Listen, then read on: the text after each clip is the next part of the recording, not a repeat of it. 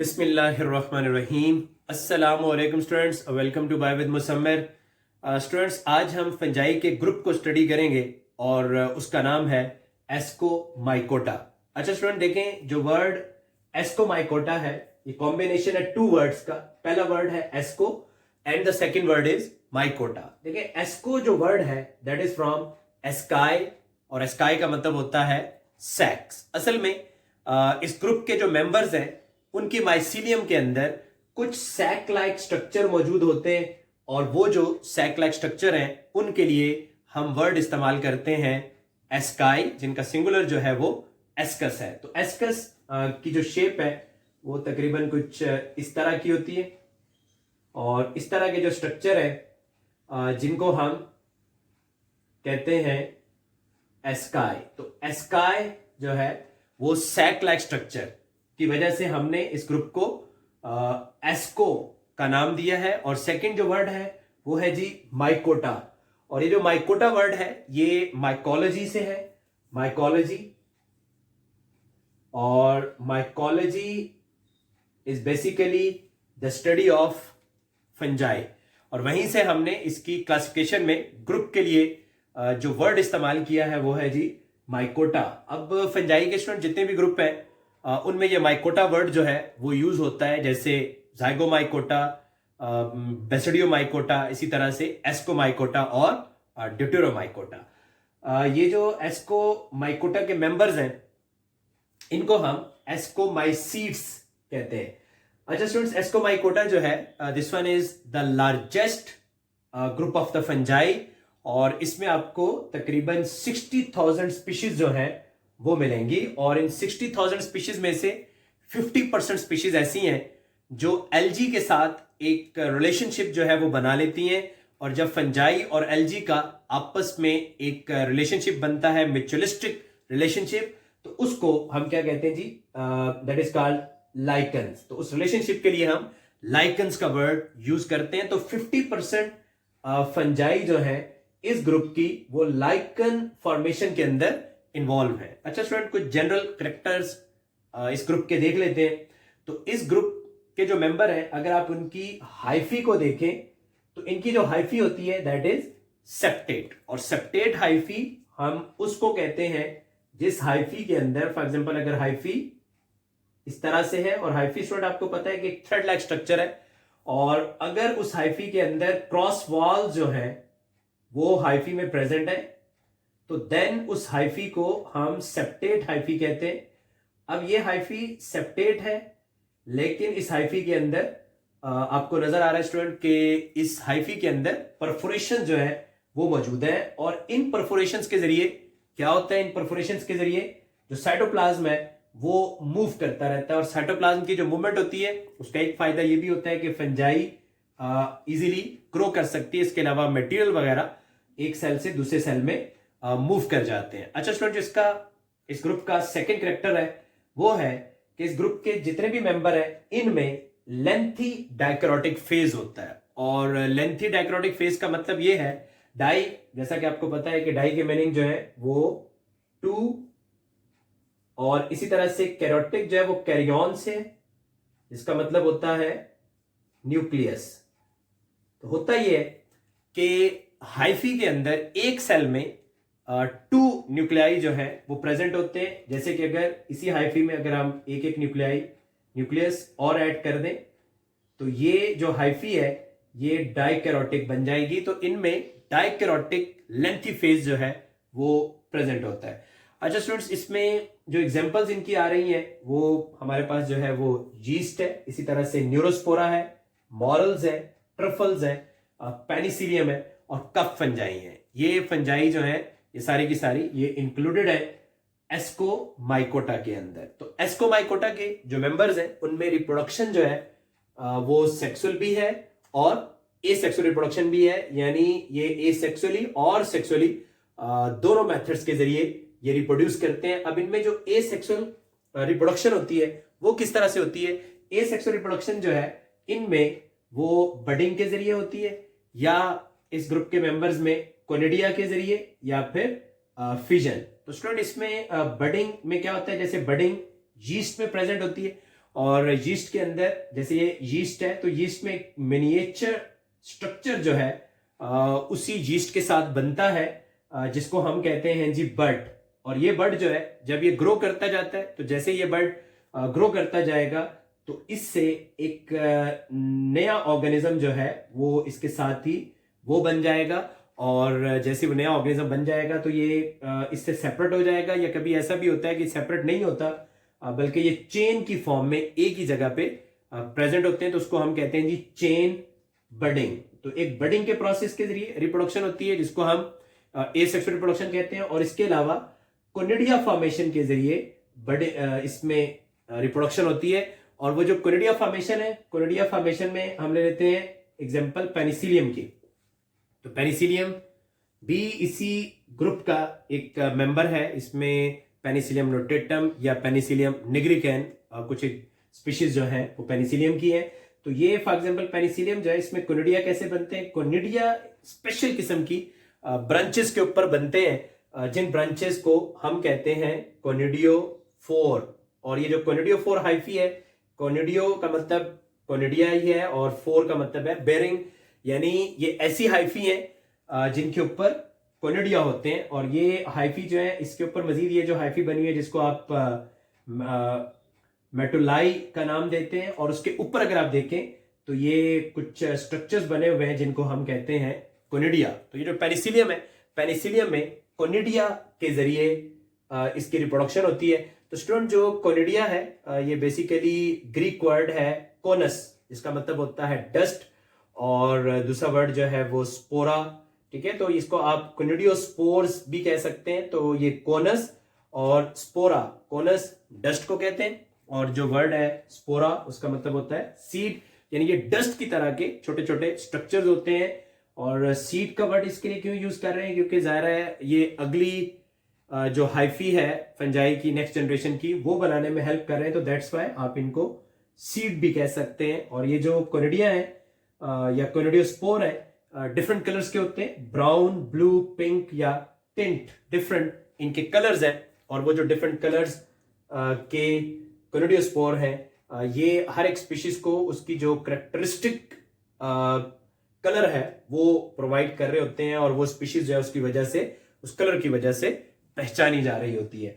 अच्छा अब स्टूडेंट्स इनमें जो सेक्सुअल रिप्रोडक्शन होती है, सेक्सुअल रिप्रोडक्शन जो है ये कैसे हो रही है जी। सेक्सुअल रिप्रोडक्शन के लिए इनमें खास किस्म के स्ट्रक्चर्स हैं, फ्रूटिंग बॉडीज हैं, जिनको हम कहते हैं जी एस्को कार। तो इसमें देखिए वर्ड एस्को वही एस्कस से है, और जो कार वर्ड यहां पे है वो फ्रूट से है। कार वर्ड का मतलब होता है फ्रूट।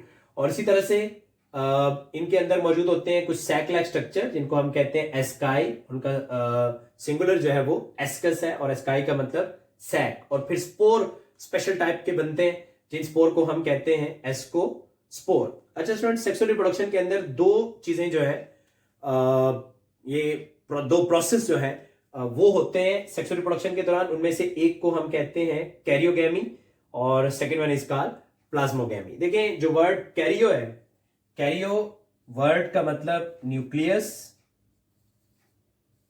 और गैमी का मतलब होता है फ्यूजन। तो कैरियोगैमी को आप कैसे डिफाइन कर सकते हैं, karyogamy is the fusion of nuclei, यानी इसमें न्यूक्लियाई आपस में फ्यूज कर जाएंगे, तो इस प्रोसेस को हम कहते हैं कैरियोगैमी। अच्छा जी स्टूडेंट, इसी तरह से जो वर्ड है प्लाज्मो, प्लाज्मो जो वर्ड है उसका मतलब है साइटोप्लाज्म, और गैमी जो वर्ड है अगेन फ्यूजन से। तो प्लाज्मोगैमी का मतलब होता है फ्यूजन ऑफ साइटोप्लाज्म। तो ये दोनों प्रोसेस प्लाज्मोगैमी और कैरियोगैमी ये सेक्सुअल रिप्रोडक्शन के अंदर होते हैं। अच्छा स्टूडेंट, जो ए सेक्सुअल रिप्रोडक्शन एस्कोमाइकोटा के अंदर हो रही है उसमें समटाइम्स स्पोरेंजिया के अंदर स्पोर्स भी बनते हैं, यानी स्पोरेंजिया एक सैक-लाइक स्ट्रक्चर बन जाता है हाइफी के ऊपर, और उसके अंदर स्पोर्स बन जाते हैं, और वो स्पोर जब शेड होते हैं तो उससे फिर नई हाइफी वो बन जाती है। जो सेक्सुअल रिप्रोडक्शन है उस सेक्सुअल रिप्रोडक्शन के अंदर क्या कुछ होता है, हम अभी उस पूरे लाइफ साइकिल को, यानी इसके जो सेक्सुअल रिप्रोडक्शन का फेज है उसको हम डिस्कस करेंगे डिटेल के साथ। तो पहले हम उसको ड्रॉ कर लेते हैं और ड्रॉ करने के बाद हम इसके सेक्सुअल फेज को यानी इसके लाइफ साइकिल के सेक्सुअल फेज को डिटेल के साथ स्टडी करेंगे।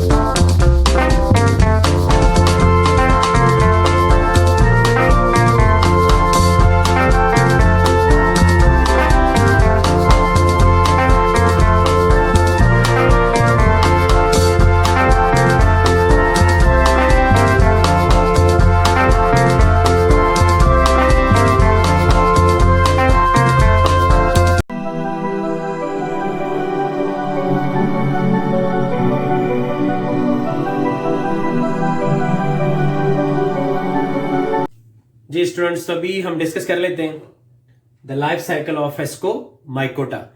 अच्छा स्टूडेंट्स, जो एस्कोमाइकोटा है, जैसा कि पहले मैंने आपको बताया कि एस्कोमाइकोटा जो है इनमें लेंथी डाइकैरोटिक फेज होता है। और डाइकैरोटिक फेज मैंने पहले भी आपको बता दिया है कि जिसमें n+n की कंडीशन होती है, यानी सेल के अंदर 2 न्यूक्लियाई होंगे और वो दोनों के दोनों जो न्यूक्लियाई हैं वो आपस में एक दूसरे के साथ फ्यूज नहीं करते। तो जब आपस में एक दूसरे के साथ फ्यूज नहीं करते तो इस किस्म की जो कंडीशन है उसको हम कहते हैं डाइकैरोटिक कंडीशन।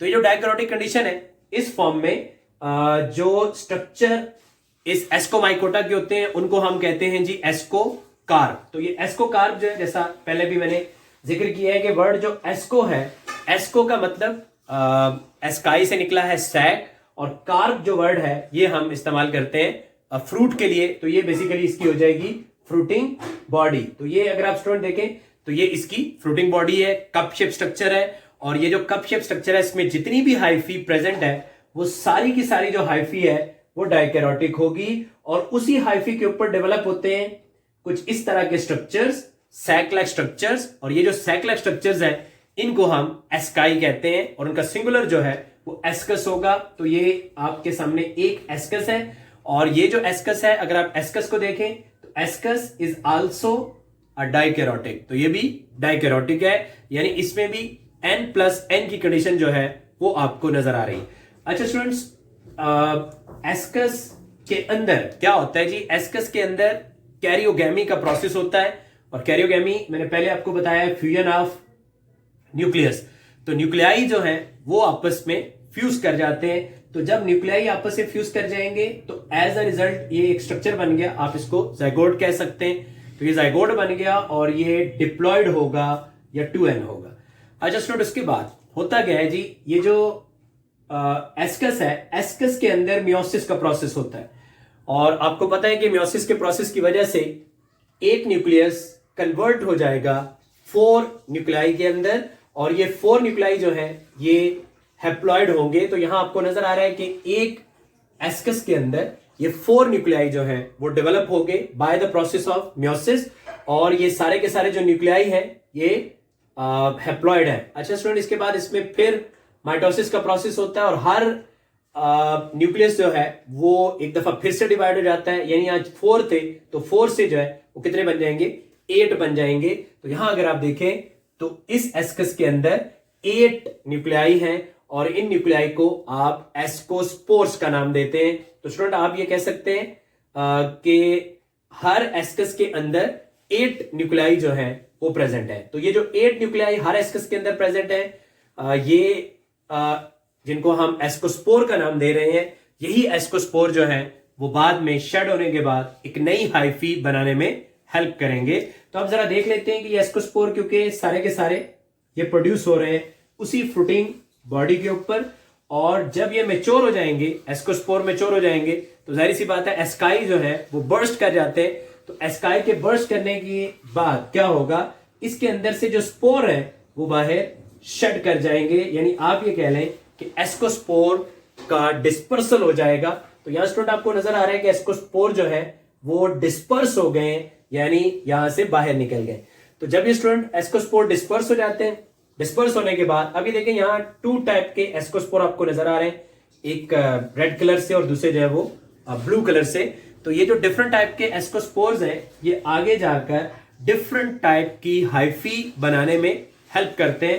तो अब अगर आप देखें एस्कोस्पोर, तो जैसे ये रेड एस्कोस्पोर है तो इससे ये वाली हाइफी जो है वो डेवलप हो गई, और ये जो ब्लू एस्कोस्पोर आपको नजर आ रहे हैं उससे दूसरी हाइफी जो है वो डेवलप हो गई। तो स्टूडेंट इसमें एक को फॉर एग्जांपल आप ये है तो इसको आप कह दें कि this one is positive strain, और दूसरी को आप कह दें कि ये क्या है जी, नेगेटिव स्ट्रेन है।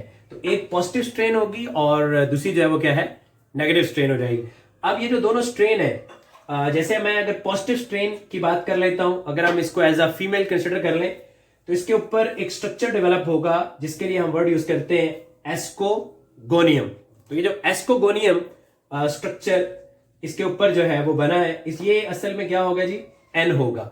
और इसी तरह से दूसरा जो इसको अगर आप मेल ले लें जो नेगेटिव स्ट्रेन है तो वो है जी एंथ्रीडियम, उसके ऊपर डेवलप होगा और एंथ्रीडियम भी जो है वो एन होगा। असल में ये दोनों जो हाइफी है ये मोनोकैरियोटिक है। मोनोकैरियोटिक हाइफी का मतलब ये है कि इनमें न्यूक्लियाई जो है हर सेल के अंदर वो एक एक होगा। तो ये दोनों मोनोकैरियोटिक हाइफी के एस्कोगोनिया और इसके अलावा एंथ्रिडिया, ये एंथ्रिडिया जो होते हैं इसके अंदर से इसका जो साइटोप्लाज्म है वो मूव करके, और वो सारा का सारा साइटोप्लाज्म जो है वो वहां से मूव करेगा, और मूव करने के बाद वो कहां आ जाएगा, वो आ जाएगा एस्कोगोनियम के अंदर, और जाहिर सी बात है उसके साथ उसका न्यूक्लियाई भी आएगा।